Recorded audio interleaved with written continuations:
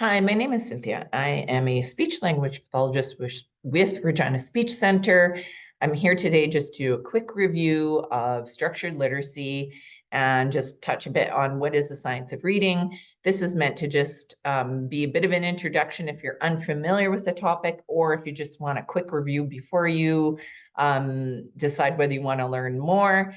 We thought this was a nice time to do this, as this fall is our Fall Into Reading conference, our third annual. We're so excited about it. So if this topic is of real interest to you and you want to learn a little more, come on out to our conference this fall. Let's get into this.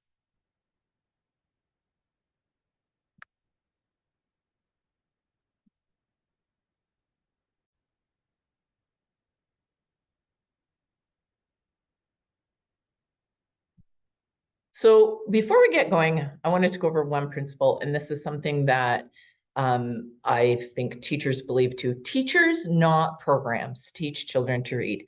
I think over the years, we get so caught up in programs, we need to remember that the fundamental is the teacher and the teacher's knowledge, skill, and dedication to the implementation of the instruction. It's hard work, it takes time, energy, know-how, and support, and takes good tools. Those would be the programs or the tools. We do have to have good tools, but underneath every tool is a good teacher. And this is a quote that comes from Louisa Moats, who's a bit of an infamous teacher in the States. She really has been pushing forward the change in reading instruction in the United States. And I think this is just what we need to remember as we move forward. This is about teacher knowledge, not about programs. So what is the science of reading? It is really just a body of research, of interdisciplinary research. It doesn't just come from one area. It doesn't just come from teaching or psychology. It comes from a broad base, a lot of different disciplines. And it looks at cognitive psychology, education, neuroscience, and it tells us how reading skills develop in human brains. It is evidence-based. It pushes forward evidence-based instruction. Simply put, it's using research to guide our instructional methods that will effectively improve literacy for learners of all ages. And the science of reading promotes key components of literacy. So it outlines the essential underlying components needed for reading and for literacy success. And I think it's important to remember this is not new. When we need to wrap our brains around, this research started in the 70s and really took hold in the 80s. So by the year 2000, we had 2 decades of solid research telling us how reading develops in the brain. And in the past 25 years, that has just really refined. So it is no longer something we can debate on. There is a broad, solid body of research that it's totally defendable. There is no arguing with it that tells us how readers learn. And so the goal now is actually using this research to guide instruction, which for some reason, the field of education has not been doing the past couple of decades, but now we are, and there's a lot of grassroots change. And so really the science of reading just means using the actual research that is out there to guide how we instruct literacy. So we're just going to go through a quick definition of reading today. We're going to talk about what is structured literacy, review the 5 components of it: phonological awareness, phonics, morphology, semantics, and syntax, and then wrap up. So before we get started, I want to take a quick look at the ladder of reading. This comes from Nancy Young, who actually is a Canadian psychologist, a bit infamous. This is used throughout the world of the science of reading to show why it's important to look at the science. When we look at all the research and look at the children sitting in each classroom, about 5% of children in any classroom learning to read will seem fairly effortless. They just pick up a book and learn how to read. Maybe they're already starting to read before they get to school. For about 35% of the children in any classroom, learning to read is relatively easy with sort of any type of instruction. We don't really need specific methods of instruction. So that's about 40% of our classroom. We're still left with another 60% of our classroom. For 40 to 50% of the rest of the children, they need code-based, explicit, systematic, and sequential instruction in how reading works in order to crack the code. And then for about 10 to 15% of any classroom, there will be children with dyslexia who require code-based, explicit, systematic, sequential diagnostic instruction with many, many, many repetitions. It doesn't mean they can't learn to read. It means they need the right instruction to learn how to read. So when we just do a generally broad instruction without looking at any of the research and offering that systematic instruction, we leave behind 60% of the classroom. And I think, not to be really negative, but we were doing that for years. We were just offering a very general, broad-based instruction and just, for whatever reason, assuming that reading would just soak in. Well, that works for 40% and the other 60% gets left behind. So I think the wonderful news is now that we know this, people are starting to really pay attention and move forward the type of instruction that we're using. So in order to understand why we started talking about this, let's look at a very simple definition of reading. This is from 1986. It's very well used in the research and supported. So reading is decoding, or ability to break apart a word, times our oral language comprehension, so our talking, our understanding of people talking, that equals our reading comprehension. So it is a mix of our oral language, and then we learn how to decode the words, and that equals our ability to understand what we read. So this sort of guides as we move forward why those 5 areas are picked in structured literacy. And let's look at that. If you want to look at it and more broken down, this is a great infographic called The Reading Rope.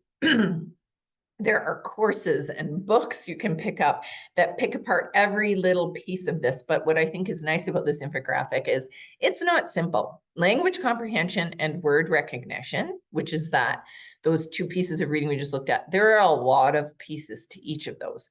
And so when reading goes wrong or isn't working, there isn't just usually one thing that's going wrong. We need to really pick apart what's going wrong for a student and support that. And it also shows us there's a lot of things we need to teach. That's why expert teachers are the answer. So what does the research say? It says use our brain.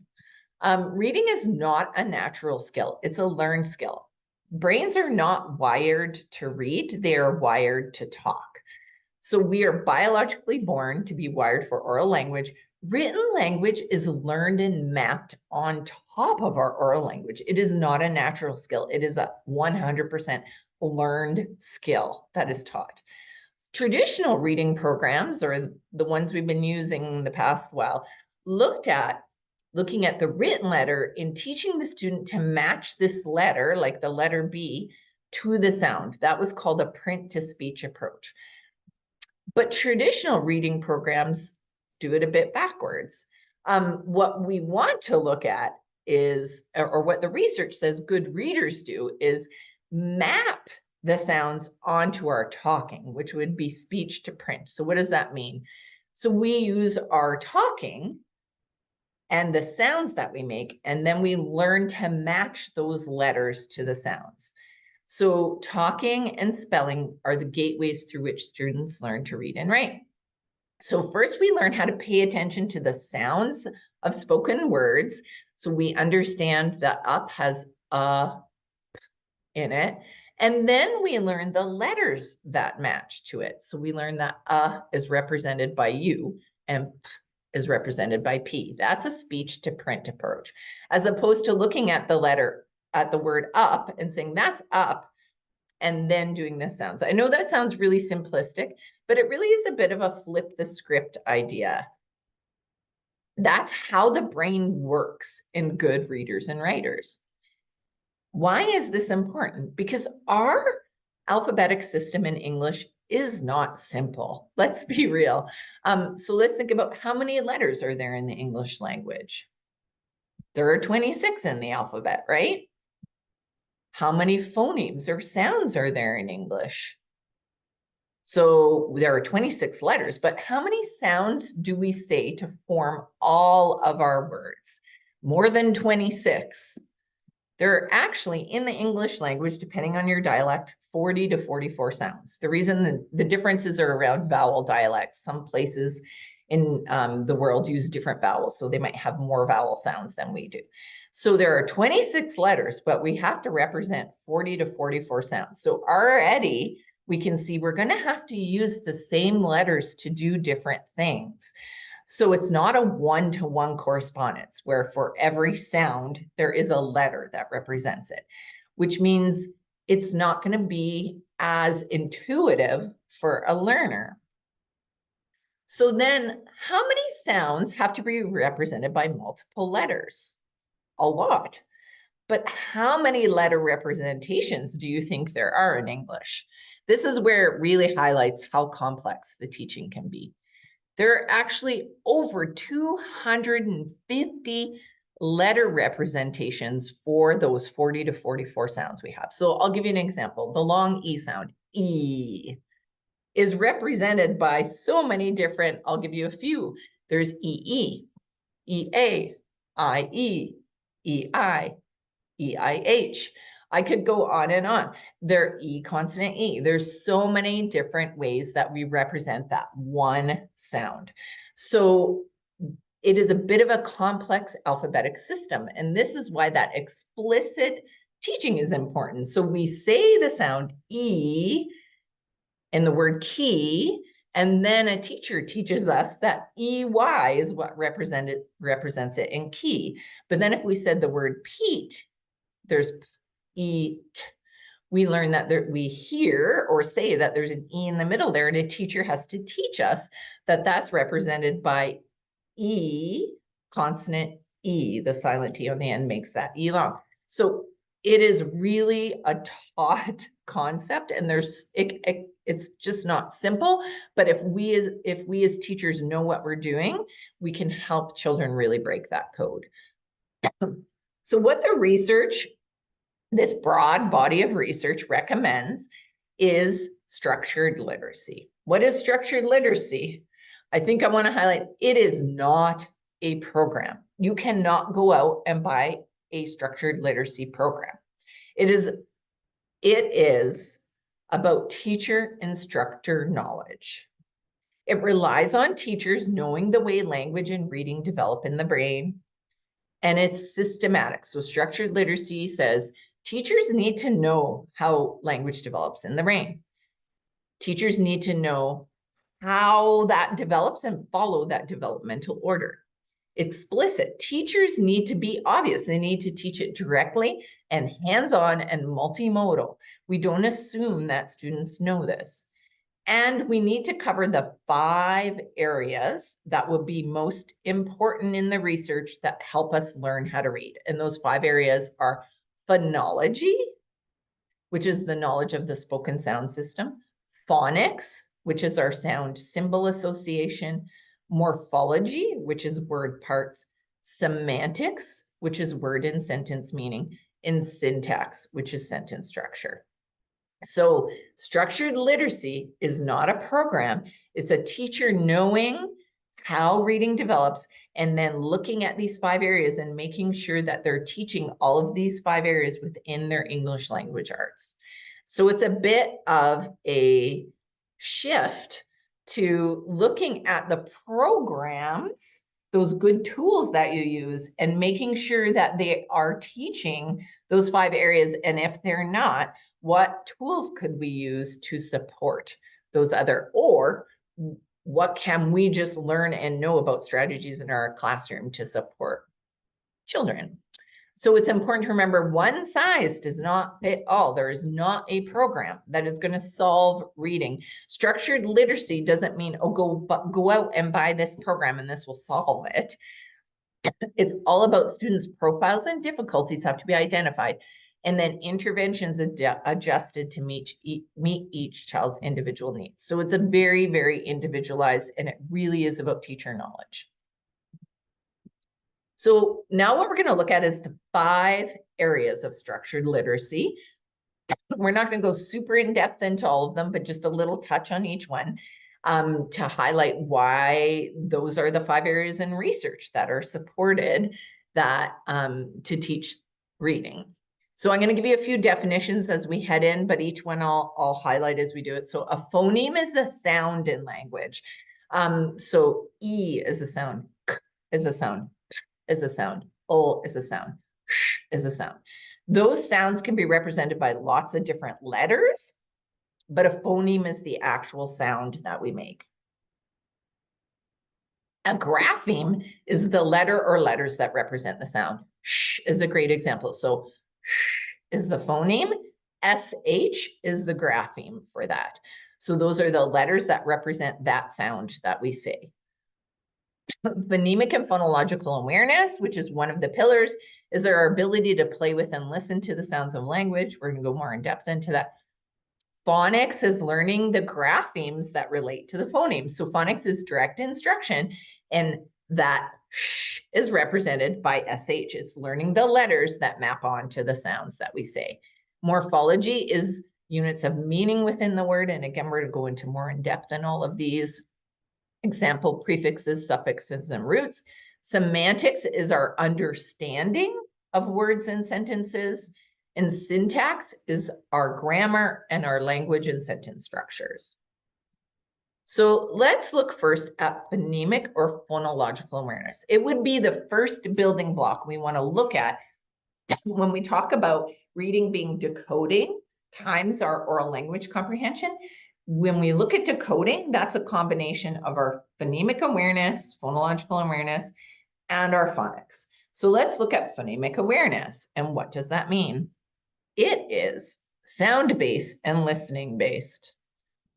It's not letter-based. It starts developing before children get into school. They naturally develop these skills in their preschool years and continue to develop them as they move into school.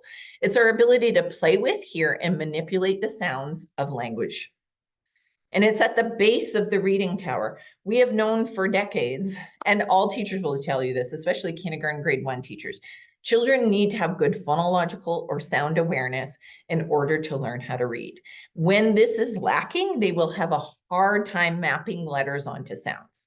So what do these skills look like for those of you who are kind of newbies to this? It starts before phonics starts. So for example, if I say bell, bike, and boy, it's knowing that the b sound is at the beginning of all those. If I said to a kindergartner, what sound do you hear at the beginning of bell? We would expect that they'd be able to say b. They may not be able to write bell, but they can hear and pull that sound out and tell me.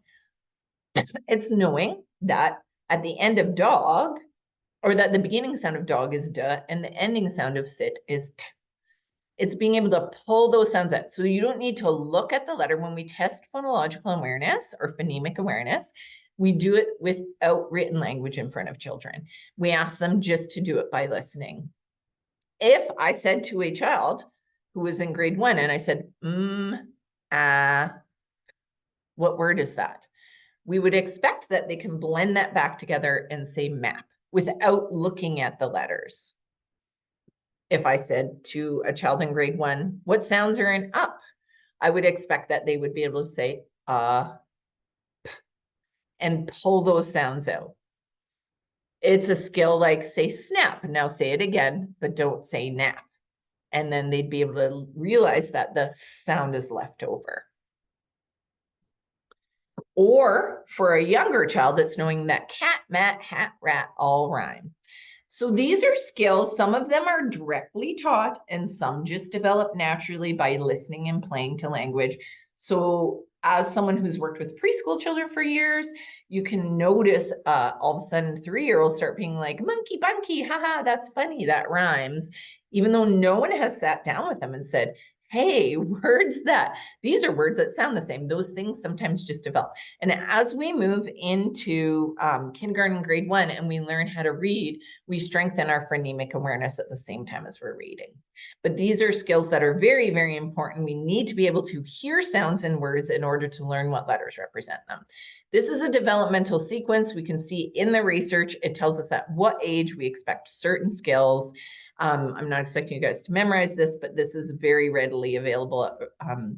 Developmental sequences are very readily available out there so that you can work with your students and look at these sequences and go, oh, what areas are maybe lacking?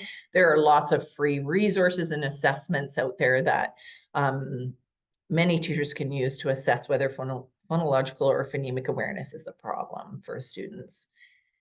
Most students who have problems with decoding have phonemic or phonological awareness difficulties. It would be rare to not to.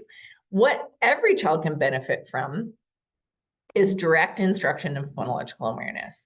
We need to have these skills automatic to read automatic. More than likely, a struggling reader will come into your classroom with some of these skills missing.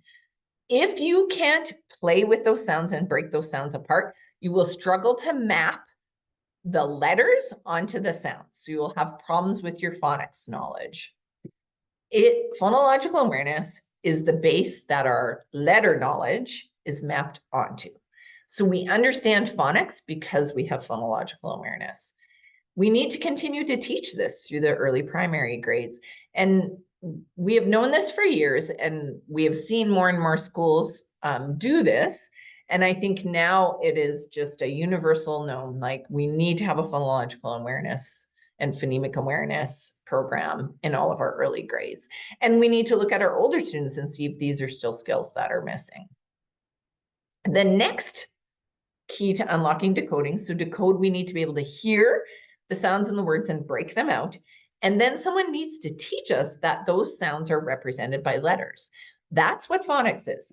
And we've gone through cycles in the education world of teaching phonics, not teaching phonics. Well, it's back again, maybe to some people's chagrin, but the research is very, very clear that phonics is not the only part, but a part of a successful reading program. So I think people need to remember it needs to be balanced out. Reading is not just a phonics-based skill. It is a piece of the skill. We do see children that need more direct and more intense work in this area in order to crack the code. We still need to have beautiful books and be exposing to good reading and do lots of reading practice, but we also need this direct systematic instruction, not just this, but that this is a piece of unlocking decoding. So phonics is the understanding that there's a predictable relationship between sounds and letters that represent those sounds in written language. It is definitely the second key to unlocking decoding. Most readers, 60% of each classroom, when you looked at Nancy Young's ladder of reading and writing, will require that instruction to be an efficient decoder. There are that 40% that just naturally understand phonics. They just break that code themselves in their head. But most children will require direct instruction in this in order to understand it. And good phonics instruction should always contain a spelling component as well. Spelling should not be left by the wayside. Spelling and reading are linked together in the brain. Spelling improves reading and reading improves spelling. Explicit teaching of phonics is a cornerstone of effective early reading instruction and intervention. And decades of evidence shows that all children will benefit from explicit and early teaching of the correspondences between letters and speech sounds. So that's that speech to print approach. We learn that we say the sound E, and then as we move on through the grades, we learn and are taught all those phonics patterns that match that sound. There's a bit of, just want to cover a bit of the book debate, because for many years, I'm just being honest, we've been using leveled readers in many of our classrooms, not all, but many of our classrooms. And there's still a bit of a debate around whether those are useful tools. So phonics instruction is most effective when it's integrated into a comprehensive literacy program, which would include practice with both decodable text as well as exposure to literature with rich vocabulary, as in higher level vocabulary. So what is a decodable text? A decodable text matches your phonics instruction and it gives students practice sounding out words. So these books will contain a majority of the words that are decodable. The children would actually be able to break the word apart and read it given their current phonic knowledge and their teaching program. Yet at the same time, it's systematically introducing and using repeatedly high frequency words. So those would be like from my childhood, like those little readers like spot readers, for instance. So those are a very useful tool in the early years, and they should match the phonics that you're teaching. For instance, in your classroom, if you're learning about short A says ah, that should be the phonics, the decodable readers that are coming home, so that we're mass practicing that. But that doesn't mean that we should leave other beautiful books behind. We should still have exposure to books that give us rich vocabulary. It's just maybe those are the ones that are read to us or read with us, so that we continue to have exposure to really wonderful books with higher vocabulary, but then the actual decoding practice matches our phonics instruction. That is what the research supports. So predictable or partnered text teaches students, or excuse me, that should say patterned, teaches students to memorize a pattern and look for clues to figure out unknown words. So it does not match your phonics instructions. So those would be many of the readers that we have used for years. There would be large words in these books in kindergarten that there's no way we would expect a kindergartner to be able to decode the word watermelon. It's way too large. There are too many letters. They wouldn't have any of those patterns. But there might be a picture of the watermelon on the page, and we would expect them to guess that watermelon was watermelon based on the picture. That's the type of text that tends to be used in a leveled reader. It's not overly supported in the research for the early years as being good for teaching how to crack the code. Of course, we want children to hear those higher level words. We want them to have great stories and information, but being able to break apart those higher level words comes at a later age. And in the early years, that might not be a helpful thing for teaching decoding. So research shown that while good for teaching comprehension and print concepts, predictable text does not help students develop decoding strategies. They tend to just memorize the patterns without actually learning how to break apart the words. So we need to have decodable texts as well. They're necessary for good reading instruction. So I wanted to show you guys a little video now on this whole entire principle of orthographic mapping. This is actually how we learn words in our brain. So this is a very, very important concept. And I just wanted to show this video because she does a much nicer job than I do of explaining what orthographic mapping is. Orthographic mapping. How do children become fluent readers and writers? Well, it starts with the sight word vocabulary. This doesn't mean, though, that they should be given a set of sight words to memorize. That's inefficient and it doesn't help them spell those words later. Instead, they build up a store of words they can recognize effortlessly without sounding them out and without looking elsewhere for cues. In fact, once they have a word in their sight word vocabulary, they can't suppress its sound and possible meanings when they come to that word again. So saying that children shouldn't learn whole words for memorization sounds counterintuitive. And in fact, I have to apologize when I ask teachers not to do this, because many of them spend hours and years even sending home sight words for memorization with the best intentions. But please don't shoot the messenger. A popular thought is that input and output should be equal. So we speak in whole words, why not input whole words? I'm afraid that doesn't work. Let's break it down and put it into perspective. As a literate adult, how many words and word parts do you think you might instantly recognize?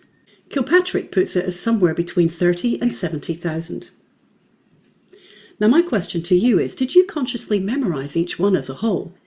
Or did you store them in a different way?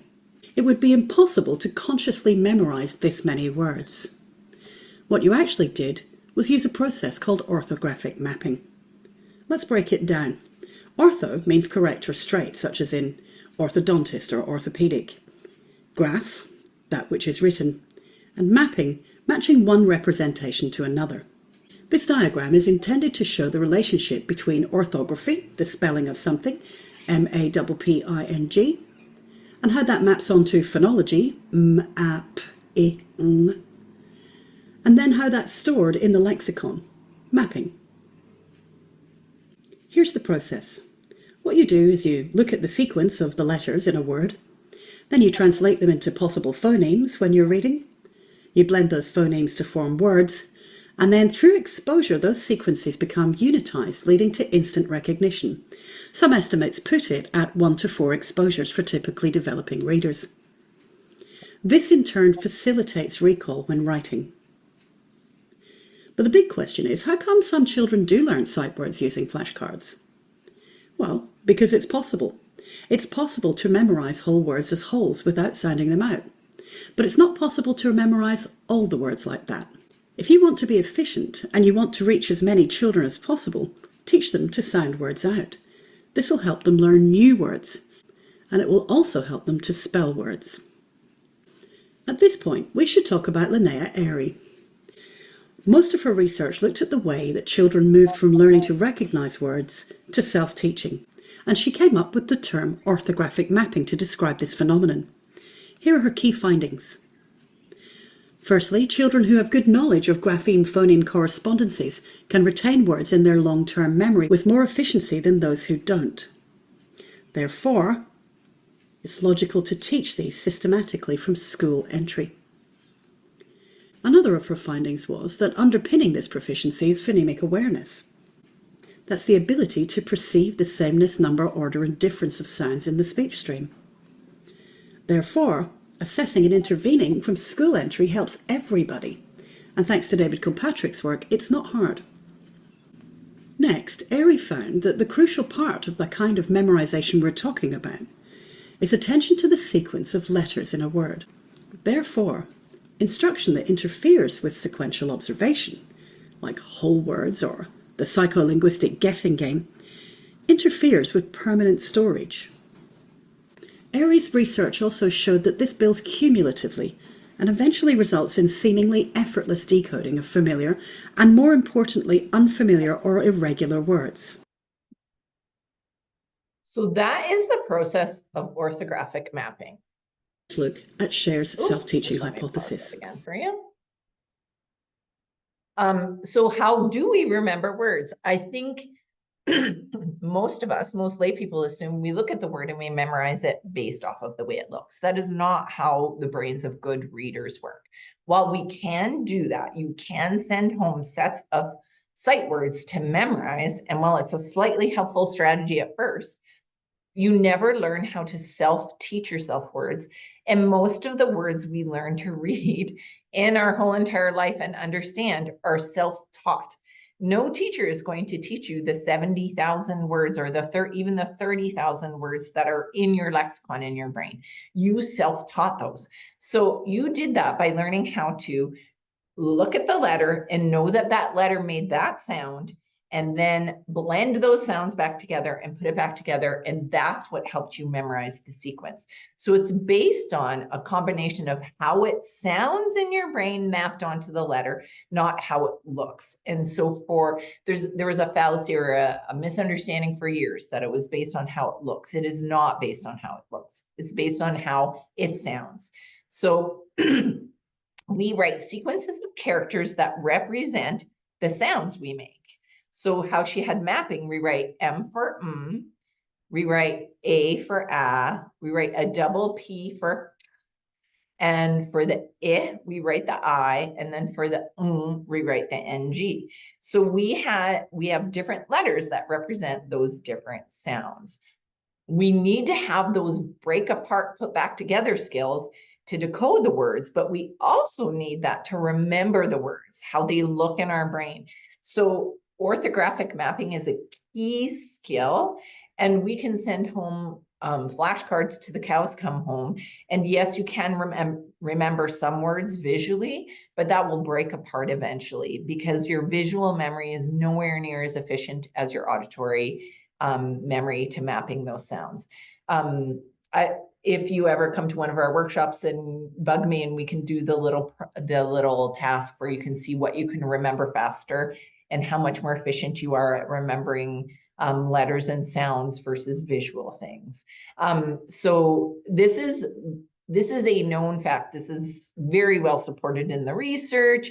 This isn't debatable. And so we need to teach those critical break apart, blend back together skills in order to become self-learners of words and become actual readers and completely expand our reading vocabulary. So that's kind of the end to the phonics section. We're going to move on to morphology, which would be one of the next building blocks. So morphology is kind of a bit of an overlooked building block.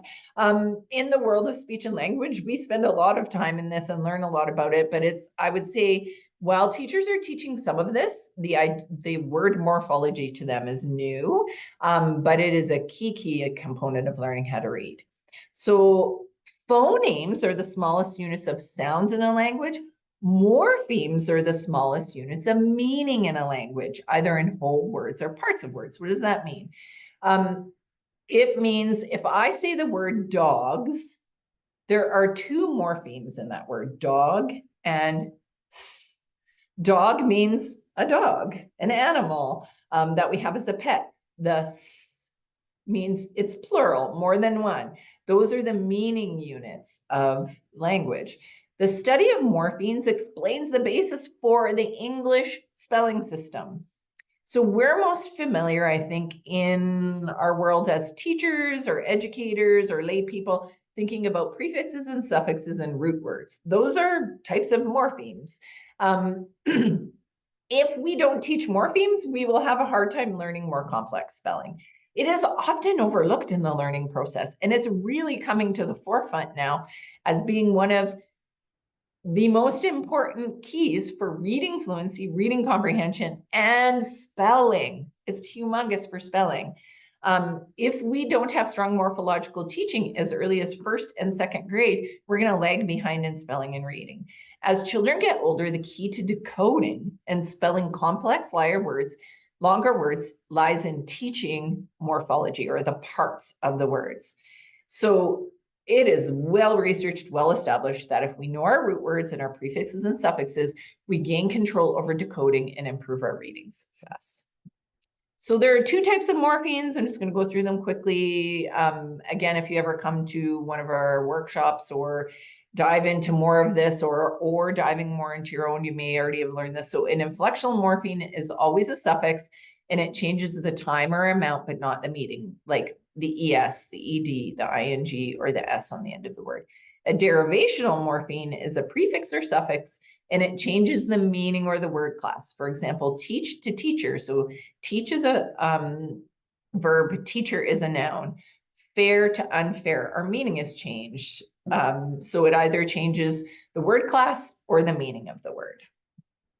So, oh, that did not come up the right way. So it's important to know the types of morphemes, how we teach them, because as we get older, and I want you to read a very large word like derivational, if you try to do that sound by sound, you will fall apart. That's a lot of sounds. D, e, I, v, a, sh, I. I mean, I've lost count there already. If a child tries to read that sound by sound and then blend it back together again, they will break apart. It is too hard to do. Our auditory memory is not built to do that. As we get older, we look at a word like derivational and we recognize that there are parts on that we already know, like the TION, shun, is a morpheme. The ul is a morpheme, the AL on the end. We can put that aside now, and I don't have to read that because I already know that says shunal. Now I just have to read the derive part. And even that, the DE, I'm like, oh, that could be D or D. I've seen that before. So now I'm left with RIVA to read. So good readers do this. We tackle smaller words sound by sound, and we tackle larger words by morphemes or word parts, and then only use the sound by sound strategy for the small part left over that we don't know. And our brain does that automatically and quickly. So teaching of morphemes is actually important. It also tells us about the spelling in our language. So before we flip to the next slide, which wasn't up the right way, I want you to think about the words church, machine, and school. The CH is in all of those three words. So church, the CH says ch. In machine, the CH says sh. And in school, the CH says k. That sounds so confusing to students, right? But when we look at morphology and why those are sounded out that way, it actually explains it for students and makes it make sense. So sometimes people talk about English and be like, oh, it's so nonsensical, it makes no sense. Actually, morphology and where words come from actually help explain why things are spelled the way they are. So when we look at Greek words, specialized words used mostly in science, like photograph or common, that would be a word like school comes from Greek. So all of the CHs that say k are Greek origin. In a Romance language, technical, sophisticated words are used primarily in more formal settings. And when it comes from a Romance language, machine comes from French, which is a Romance language, we tend to say the CH sh. And in Anglo-Saxon words, which are common, short, everyday, down-to-earth words, the CH is pronounced ch. So if you look up the origin of the word church, it is Anglo-Saxon. If you look up the origin of the word school, it is Greek. And if you look up the origin of the word machine, it's Romance. It comes from French. So it tells us why that is pronounced the way it's pronounced. So understanding that root words in English come from a variety of languages explains the logic behind what seems like random differences between spelling of different words. So there are reasons why things are spelled the way they are. And as teachers, when we learn this or even learn it with our students, I'm not saying you need to come into the world knowing this, but when you explore this with your students, when we do this in our reading groups, in our reading classes, and in our summer camps, and kids are like, oh, that makes no sense. Why is that like that? We look up the root origin of the word, and it will usually tell us why it ended up being spelled the way it is. And that sticks for students, and they become a critical thinker, and the spelling sticks because of that. The next building block in structured literacy is semantics. And we call this the glue for comprehension. Semantics is a fancy word for comprehension or word meanings. So our knowledge of word meanings and sentence meanings is our semantics. So comprehension depends on knowing word meanings. Vocabulary knowledge is insanely related to overall reading comprehension. That I feel like people know very, very well. Everyone knows that if a child in kindergarten has an excellent vocabulary, it would be pretty rare that they would go on to be a poorer reader, which doesn't mean that it doesn't happen. There are some very specific learning deficits that can happen, but for the most part, vocabulary knowledge is strongly related to overall reading comprehension. If you decode and pronounce a word, but you don't know the meaning, your comprehension will be impaired and you aren't going to store that word in your memory. So it's kind of the glue for that orthographic mapping. So if I decoded derivational and read it back and I was like, okay, I can read that word, but I don't look up what it means, the loop isn't complete. And when I come across derivational again, I probably wouldn't have stored it in my memory as well because I didn't remember what it meant. And so we actually need to teach word meanings and improve our vocabulary and our sentence meanings to in order, A, to get to reading comprehension, but also to close the loop on remembering words. So good vocabulary instruction means we present words in child-friendly definitions, draw attention to the spelling and the sound. So we draw attention to writing and decoding at the same time as we draw attention to meaning. We engage students in using the word over and over again in different contexts. We teach words in categories to help store them more appropriately in our brain, and we make the word meaning visual. We activate our background knowledge. So derivational, I'd want to teach what the word means, but then find a way to connect it to the student's real life so that they have a loop in their brain that helps them remember it. So semantics can also be at the text level. So understanding can happen at the word level, like we understand what words mean, but we also need to understand at sort of the text level too. So students need to know different types of text.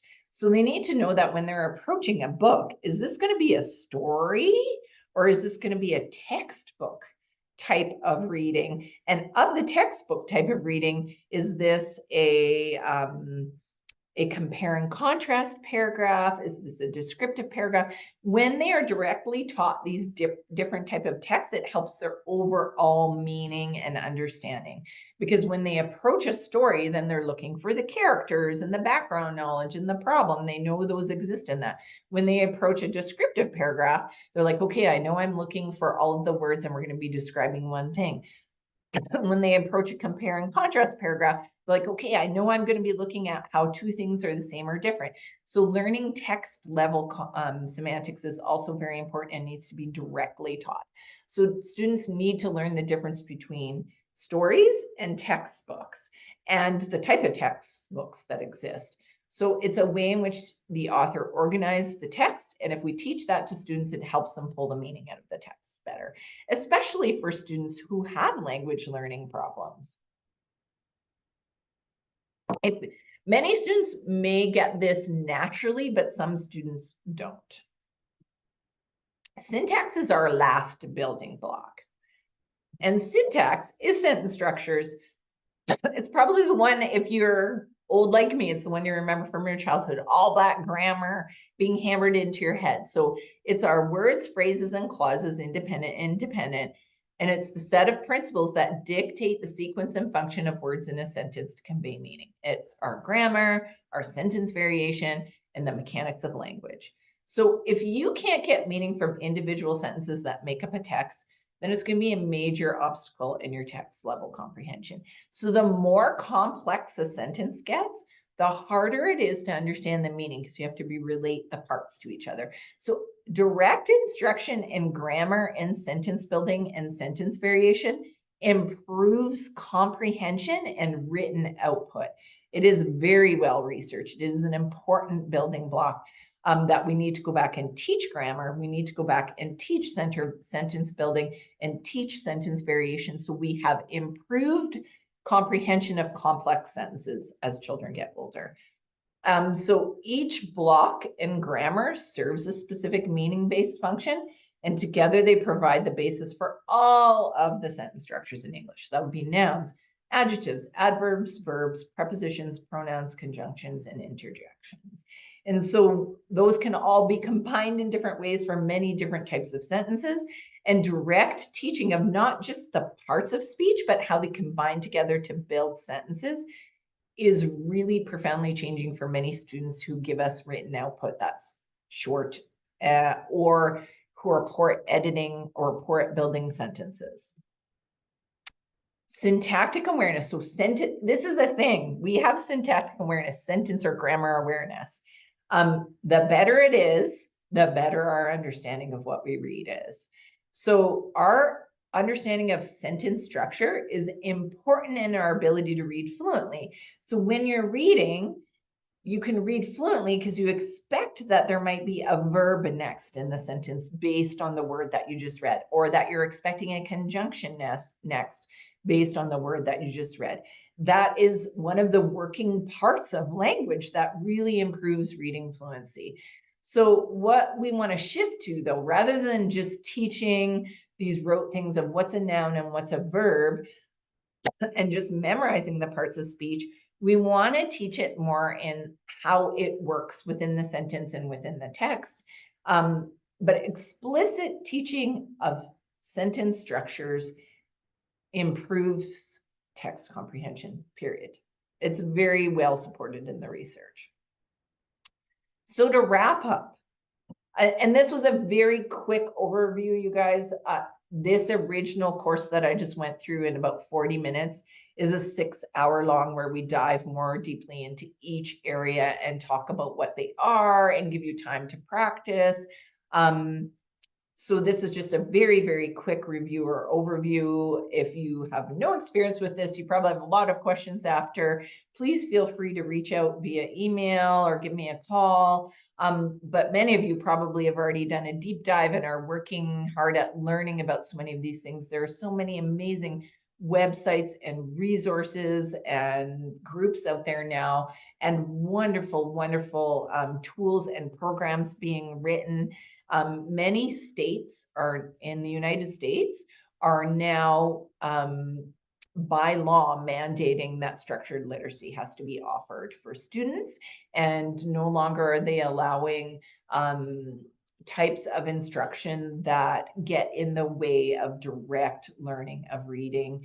And we're seeing more and more of a shift in Canada too. There's been a number of right to read tribunals that Saskatchewan's is complete. You should go on the website and look it up. Ontario's is complete, and out of that, it is slowly shifting instruction within the province off of more cue-based and whole language approaches to a more rounded approach where we offer both structured literacy and good access to good language and good text. So again, I think, in the world of education, we swing one way or the other, remembering it's a rounded approach, but these are parts that need to be taught, and especially for struggling readers, or that sort of 30 to 40, maybe even 40 to 50% of your classroom that just doesn't get it unless it's directly taught.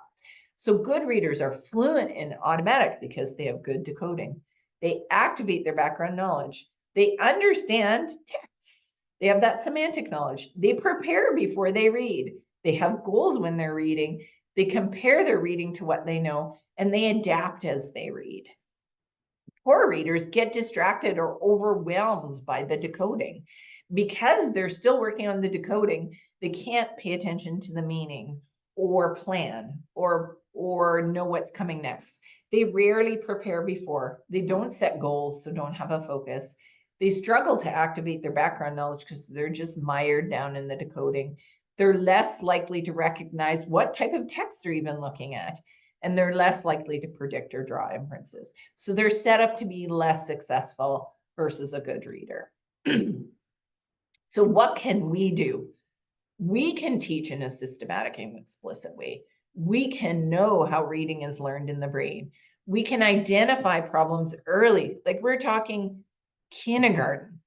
If we're talking outside of the school, we can identify it in the preschool years. Children who have oral language difficulties are more than likely going to go on and have reading, writing, and spelling problems. We can identify oral language deficiencies in the preschool years. If we're talking about in school entry, 100% research supported that we know who is at risk with good screening programs in kindergarten, and we can address those problems in kindergarten and grade 1 and stop them before they become a problem.